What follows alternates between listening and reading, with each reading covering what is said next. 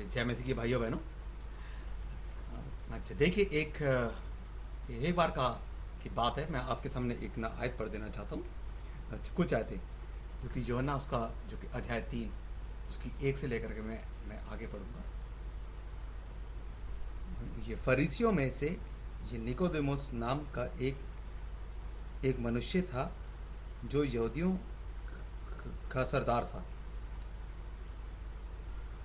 उसने रात को यीशु के पास आकर उनसे कहा कि हे रब्बी, कि हम जानते हैं कि तू परमेश्वर की ओर से गुरु होकर के आया है, क्योंकि ये कोई इन चिन्हों को जो तू दिखाता है यदि परमेश्वर उसके साथ ना हो तो नहीं दिखा सकता। यीशु ने उसको उत्तर दिया, मैं तुझसे सच सच कहता हूँ कि यदि कोई जो कि नए सिरे से ना जन्मे तो वो परमेश्वर के राज्य को देख नहीं सकता।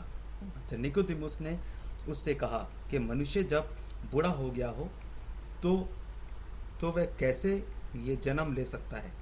क्या वह अपनी माता के गर्भ में ये दूसरी बार ये प्रवेश करके जन्म ले सकता है?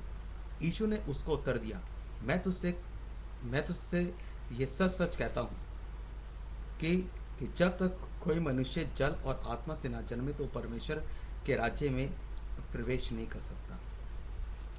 ब्रदर एंड सिस्टर्स, एक व्यक्ति था जिसका नाम था निकोदेमुस, और ये परमेश्वर के वचन को अच्छी तरह से जानता था, क्योंकि ये यहूदियों का बहुत ही बड़ा ये सरदार था और ये परमेश्वर का भय मानता था, और उसके दिल में यीशु मसीह के प्रति इज्जत भी थी, और वो परमेश्वर में आगे बढ़ना चाहता था। और वह रात को आया और रात को आकर के यीशु मसीह से पूछने लग पड़ा कि मैं ये जानता हूँ, क्योंकि जो ये कार्य आप करते हैं ये न जिसके साथ परमेश्वर ना हो तो वो ये नहीं कर सकता। लेकिन यीशु ने उसको उत्तर दिया कि मैं तो सच सच कहता हूँ कि जब तक कोई मनुष्य नए सिरे से ना जन्मे तो वो परमेश्वर के राज्य को वो देख नहीं सकता। ब्रदर एंड सिस्टर्स, देखिए यहाँ पर देखो, यीशु कह रहा है कि जब तक कोई नए सिरे से ना जन्मे तो वो परमेश्वर के राज्य को देख नहीं सकता। देखिए, क्योंकि मनुष्य एक बार तो पैदा होता है, ये न परमेश्वर के वचन में लिखा हुआ है कि मनुष्य एक बार तो पैदा होता है। लेकिन क्यों कहता है यहाँ पे यीशु के जब तक कोई नए सिरे से ना जन्मे तो वो परमेश्वर के राज्य को देख नहीं सकता?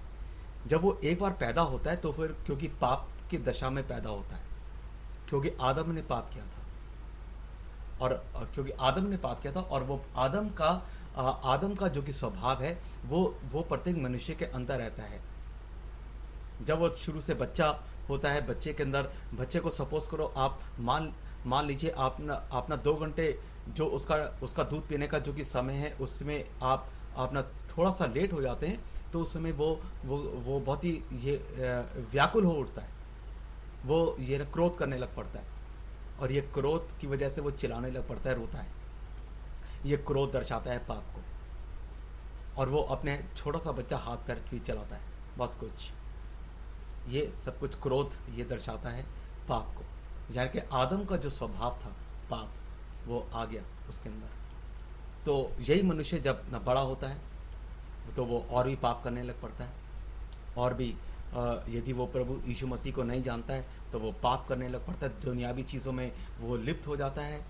लेकिन वो धर्म के काम भी करता है, सब कुछ करता है, वो धर्म की शिक्षाएं भी देता है, जैसे आजकल बहुत सारे बाबा ही देते हैं, और वो आजकल के बहुत सारे फॉलोअर्स हैं जो कि इन बाबाओं की शिक्षाओं पे चलते हैं और वो उनकी सेवा भी करते हैं। लेकिन क्या वाकई में इनका नया जन्म हो चुका है? नहीं। यहाँ पे यीशु को ग्रहण करना है। देखिए, यहाँ पे यीशु कहता है अपने ये ना प्रकाशित वाक्य उसका जो कि 3 उसका 20 में कि देख मैं तेरे द्वार पे खड़ा हुआ खटखटाता हूँ, कि क्योंकि यदि कोई मेरा शब्द सुन करके द्वार खोलेगा तो मैं उसके पास जो कि भीतर आकर के उसके साथ जो कि भोजन करूंगा और वह मेरे साथ। यहाँ पे यीशु मसीह आपके दिल के दरवाजे में खड़ा हुआ वो खटखटाता है, वो आपके जीवन में आना चाहता है।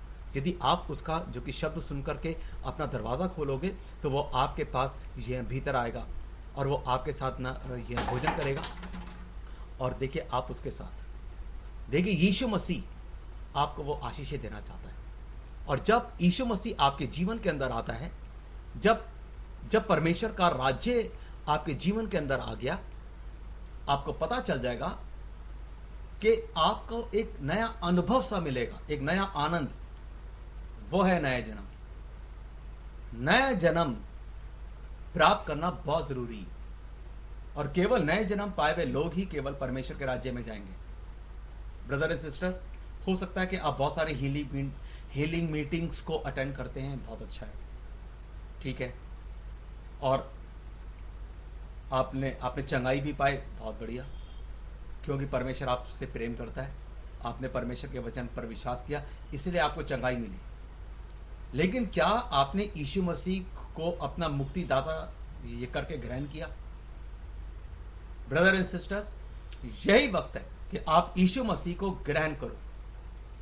यदि आप इस समय चाहते हैं यीशु मसीह को ग्रहण करना, मेरे साथ आप इन्हें कर सकते हैं। मेरे प्रभु यीशु, मैं आपसे प्रार्थना करता हूं कि आप मेरे जीवन में आइए। मैं इस बात पे विश्वास करता हूं कि आपने मेरे पापों के लिए अपनी जान दी। प्रभु यीशु, आप मारे गए, लेकिन आप तीसरे दिन आप जीवित हो गए। आज को आप जो जीवित हैं, मैं अपना हृदय खोलता हूं, आपसे मैं विनती करता हूं कि आप मेरे जीवन में आ जाइए और मुझे नया जन्म दे। सब प्रार्थना को मांगता हूं यीशु मसीह के नाम से, आमीन। God bless you brother.